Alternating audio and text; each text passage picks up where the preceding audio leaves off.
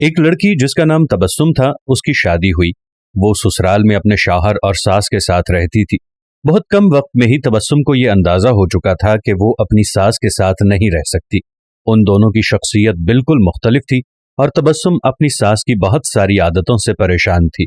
اس کی ساس ہر وقت تبسم پر طنز کرتی رہتی تھی، جو اسے بہت ناگوار گزرتا تھا۔ آہستہ آہستہ دن اور پھر ہفتے بیت گئے، لیکن تبسم اور اس کی ساس کی تکرار ختم نہ ہوئی۔ ان تمام نا اتفاقیوں نے گھر کا ماحول بہت خراب کر دیا تھا، جس کی وجہ سے تبسم کا شوہر بہت پریشان رہتا تھا۔ آخرکار تبسم نے یہ فیصلہ کیا کہ وہ اپنی ساس کا برا رویہ اور برداشت نہیں کرے گی اور وہ اب ضرور کچھ نہ کچھ کرے گی۔ تبسم اپنے پاپا کے ایک بہت اچھے دوست احمد انکل کے پاس گئی، جو جڑی بوٹیاں بیچتے تھے۔ تبسم نے انہیں ساری کہانی بتائی اور ان سے کہا کہ وہ اس کو تھوڑا سا زہر دے دیں تاکہ ہمیشہ کے لیے یہ مسئلہ ختم ہو جائے۔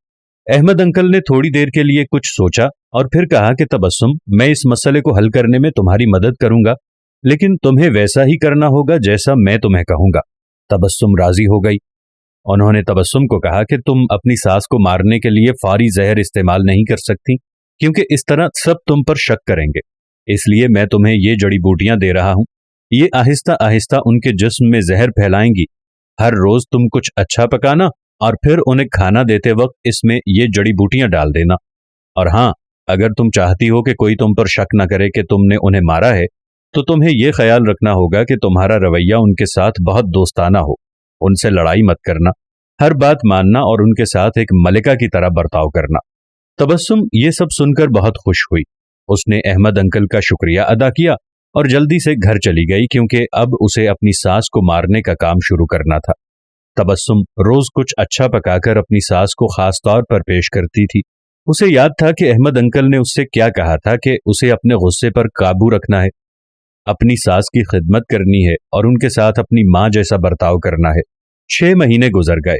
گھر کا نقشہ تقریباً بدل چکا تھا۔ تبسم نے کوشش کر کے اپنے غصے پر قابو کرنا سیکھ لیا تھا۔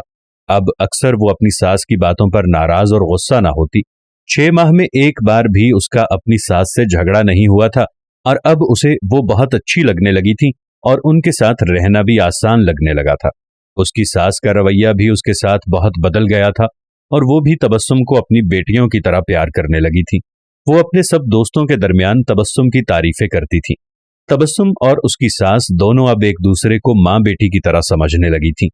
تبسم کا شوہر بھی یہ سب دیکھ کر بہت خوش تھا۔ ایک دن تبسم پھر احمد انکل کے پاس آئی۔ تبسم نے کہا کہ آپ مجھے طریقہ بتائیں کہ کیسے میں اپنی ساس کو اس زہر سے بچاؤں جو میں نے انہیں دیا ہے۔ وہ بہت بدل گئی ہیں، میں ان سے بہت پیار کرتی ہوں اور میں نہیں چاہتی کہ وہ اس زہر کی وجہ سے مر جائیں جو میں نے انہیں دیا ہے۔ احمد انکل مسکرائے اور کہنے لگے کہ تمہیں ڈرنے کی ضرورت نہیں، میں نے تمہیں زہر نہیں دیا تھا، بلکہ جو جڑی بوٹیاں میں نے تمہیں دی تھیں وہ وٹامن کی تھی تاکہ ان کی صحت بہتر ہو جائے۔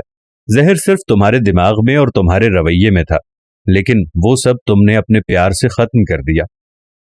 یاد رکھیے، ہمارا رویہ، ہمارے الفاظ اور ہمارا لہجہ یہ فیصلہ کرتا ہے کہ دوسرے ہمارے ساتھ کیا رویہ اپناتے ہیں۔